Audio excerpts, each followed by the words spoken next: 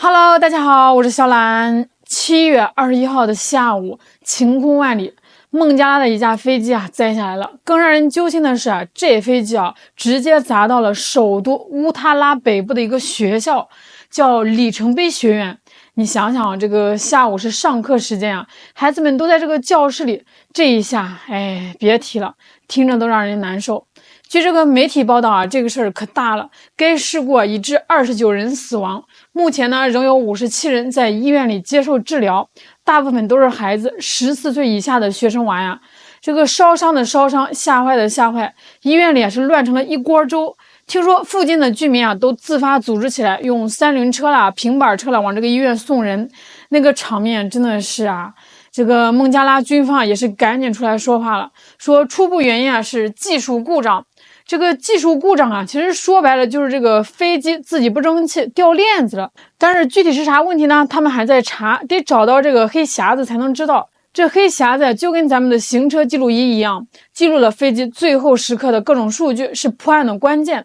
至于这个技术故障那可是多了去了，像这个引擎熄火啦、控制系统失灵啦，啥都有可能重点来了，各位，这架坠毁的飞机是中国出口给孟加拉国的，型号叫 F7BGL， 其实就是个教练机，就是咱们国产歼七战斗机的外贸改进版。这一下这个网上可炸锅了就拿我自己的频道来说就有几个这个印度网友评论说为啥我总是听你说这个印度坠机，却不说中国飞机坠机？那些西方媒体也更来劲了，法国媒体像法新社第二天就发文章了，说这架中国产的歼七造成了至少19人死亡，包括很多孩子。更损的是这个法国媒体还特意强调，这飞机跟咱们的歼10C 是同一个厂家生产的，都是成都飞机工业集团制造的，暗示说这两种飞机都可能存在技术问题。哎呦喂，这可真的是八竿子打不着的事歼七是啥？是60年代设计的，是老掉牙的飞机了。那歼10C 又是啥？是现代化的3代半战机这技术先进多了。这两种飞机这个技术差距大了去了。法国媒体的报道还配了现场图片，都是那种扭曲的残骸和烧焦的建筑，还特意把这个中国制造的标签给放大了。这用意可真的是这报道一出来，其他媒体也是跟着起哄，引用这个目击者的话说，坠机前这个飞机一直在盘旋，这地面都震动了。法新社还采访这个幸存者，记录他们逃生的过程。这个文章还提到了孟加拉国空军长期使用歼七，从90年代就开始引进了，主要就是负责防空。但是这些飞机它都老化了，那维修起来也很困难。这事发生的时机也挺敏感的。上个月咱们歼10C 在冲突中表现的不错，还获得了订单，而这个法国的阵风战斗机呢，在实战中却暴露了一些问题。所以这个法国媒体这么报道，是不是想转移注意力呢？事故细节显示，当时是天气晴朗，中尉在起飞前也做了检查机身。这说明啥？说明这个事主要还是这个飞机太老旧了。老旧装备在发展中国家空军中是很常见的，但是维护跟不上技术更新就很容易出问题。这法国媒体就抓住中国制造不放，却忽略了全球航空事故很多都是因为多个环节出了问题。成飞集团生产的歼七和歼10C那是2代飞机，技术差距太大了。那歼七是仿制的，歼10C是自主研发的，根本就不能相提并论别说是歼七了，美国 F-35更是坠毁达15架。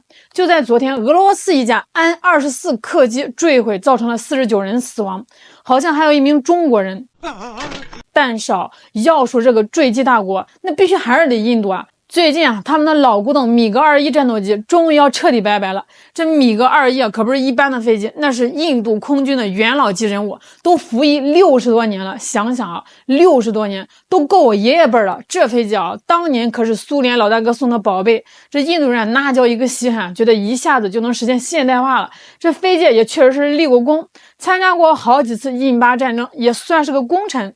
但是这功臣背后那可是血淋淋的教训你们猜怎么着？这个印度空军一共买了是800架米格21，结果摔了快500架。我的天呐，这坠机率都快赶上买一送一了。更惨的是152个飞行员兄弟就这么没了。哎，你说这飞机能不让人害怕吗？所以印度飞行员给他起了个外号，叫啥？飞行棺材。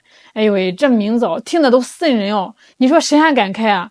这印度人也想甩锅说这个飞机是苏联设计的有问题。但是他们自己统计了一下，发现这个摔的飞机大部分都是他们自己生产或者维护的，这下可就尴尬了。有个印度退役飞行员说了句大实话，他说我们米格21不是坠毁的，是被我们维修坠毁的。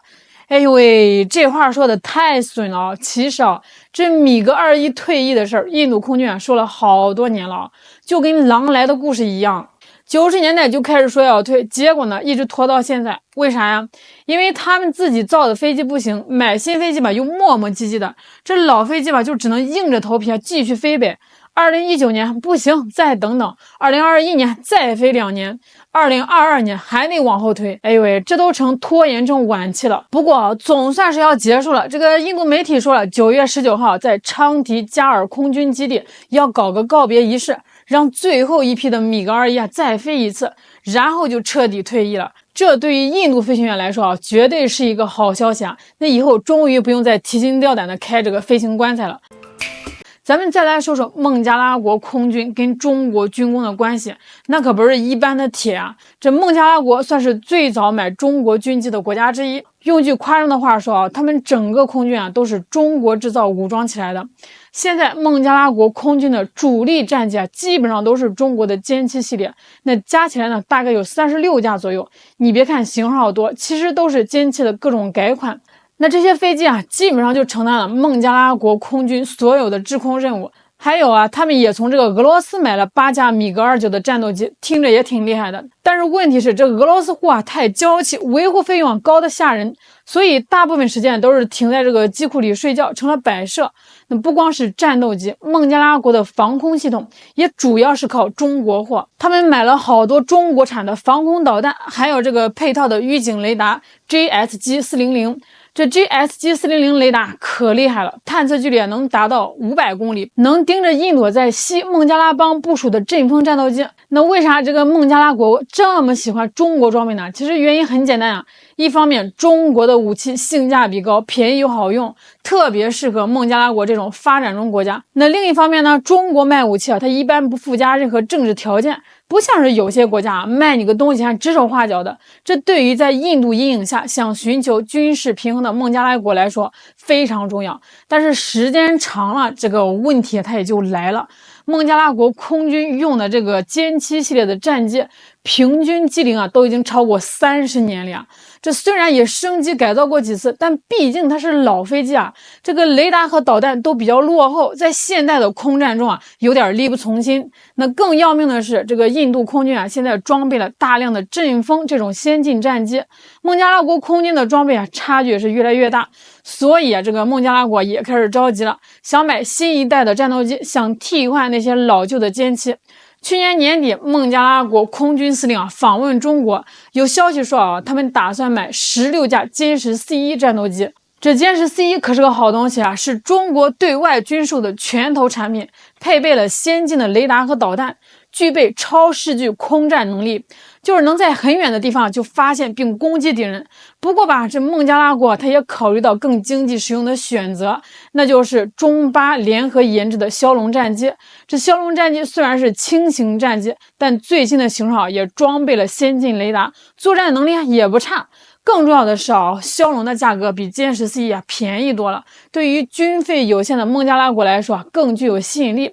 那虽然歼十 C1性能好，但是考虑到孟加拉国的实际情况，枭龙战机可能更加现实。首先孟加拉国是世界上最不发达的国家之一，这个军费预算有限这买太多的歼十 C1压力太大了。那其次呢，孟加拉国的国土面积也不大，对于这个战斗机的航程要求不高，枭龙的技术指标已经足够用了。还有这个枭龙战机在这个设计的时候就考虑到了发展中国家的使用特点，维护简单，运营成本低，这对于孟加拉国空军来说很有吸引力从这个技术角度来说，枭龙 Block 3配备的雷达探测距离能达到170公里，完全能够应付对印度空军的威胁。而且呢，这个枭龙还可以挂载各种中国产的导弹和炸弹，形成完整的作战体系。这总的来说啊，无论是从这个历史渊源、技术匹配度啊，还是从这个经济实用性考虑，中国制造都将继续在这个孟加拉国空军现代化进程中发挥关键作用。虽然这次 F-7B 机 I 的坠机事故让人痛心，但是也凸显了孟加拉国空军装备更新换代的紧迫性。相信啊，随着这个歼十 C1或者是枭龙等新一代战机的引入，这个孟加拉国空军将会迎来新的发展机遇。希望这个孟加拉国空军能尽快换上新飞机，提高战斗力，也希望中孟两国的友谊能够越来越深厚。好啦，今天就聊到这儿啦，我是小懒，我们下期再见。